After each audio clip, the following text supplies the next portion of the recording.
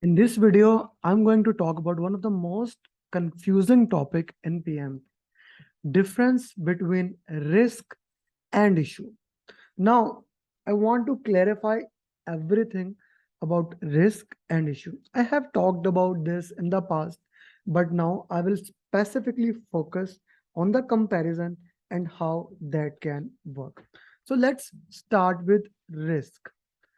Risk is probability into impact.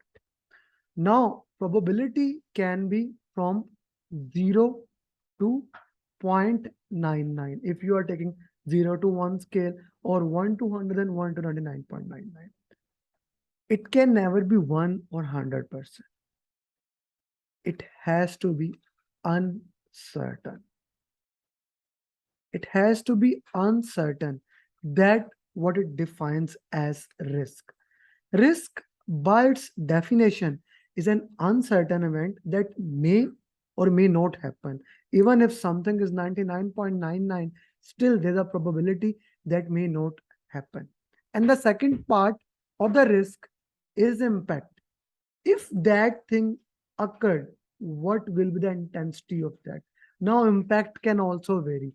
There is uncertainty also in the impact. So both probability and impact are uncertain because the event has not yet occurred. Probability into impact. So we can say that we can define risk as known. Now, if we know something, if we know probability and if we know impact, we know what is the probability of something and if that happens, exactly when it will happen. I wouldn't say that as a risk at all. I wouldn't even put that in that particular scale. I will call that as fact. So this is an interesting thing. I know something's gonna happen and this will be the impact of that. If I know exactly about a certain thing, so for example, I know the employee is gonna leave in 15 days. 15 days, the probability converted into exact time. And when he leave, then I will not be able to hire someone for 2 months, or the work will be affected. Like let's say the work will be affected. That's the impact. Probability into impact. Then we have known, unknown, where probability is known, impact is not known, unknown, known, where now, like you can see that in one, probability is known, the impact is not known, in the other, the impact is known and probability is not known. Then unknown. We have no idea about anything, especially when there are new companies. We have a lot of these things, unknown. We have no idea about something that may happen. So COVID-19 was unknown. Now, what do? We identify the risk in the project. We identify the risk, we put the risk into risk register. That's a document. We put the risk into risk register, and occur, once the risk occur, we already identified it, we have put a plan, we implemented the plan that we had in the risk register. We update the risk register, not the not any other document. We update the risk register when a risk occur. And if because of that risk, we identify another event that may happen, this is a critical point. We identify another impact point that may or may not happen. So that becomes a secondary risk. Now, if secondary risk has a very low value, we can call it a residual risk. Sometimes we also call, like from the primary risk, if we are left the small amount, we can call it as a residual risk. Both of them has not happened, so they are classified as secondary and residual risk. Now, this is very important thing. You identified something before happening. Now let's talk about issue. Issue actually comes from this part more. There is something you did not know, or even if you knew, but you did not plan for it. You have no plan for something. You have no plan for something. If that happened, not identified. Let me put it this thing.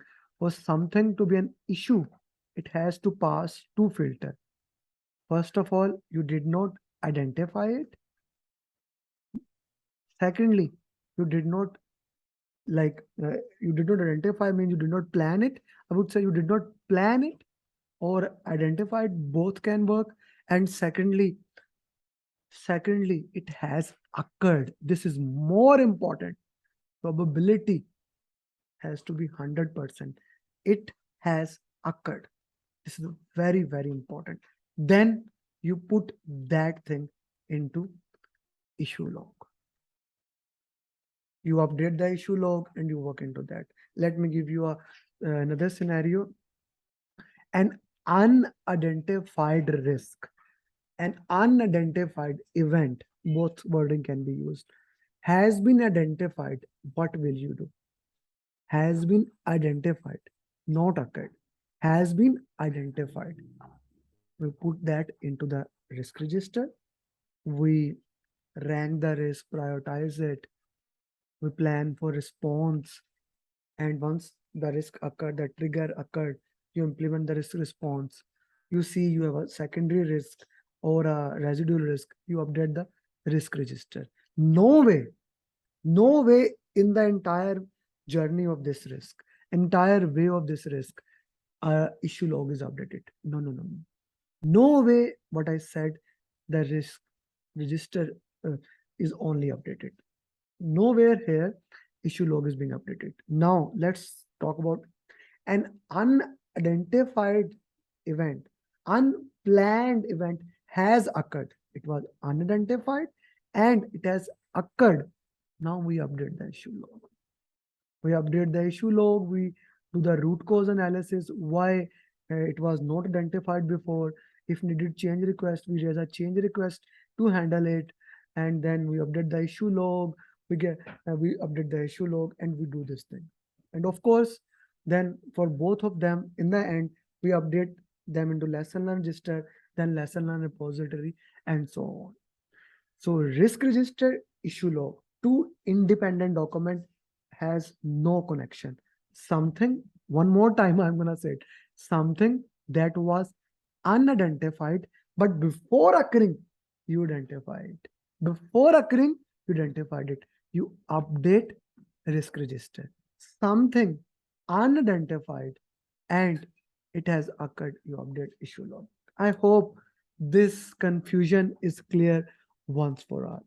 Still, if you have any question, any confusion on this pertinent topic, please feel free to put in the comment. Risk and issue is a very important topic of PMP. I hope this adds value in your PMP. Thank you very much.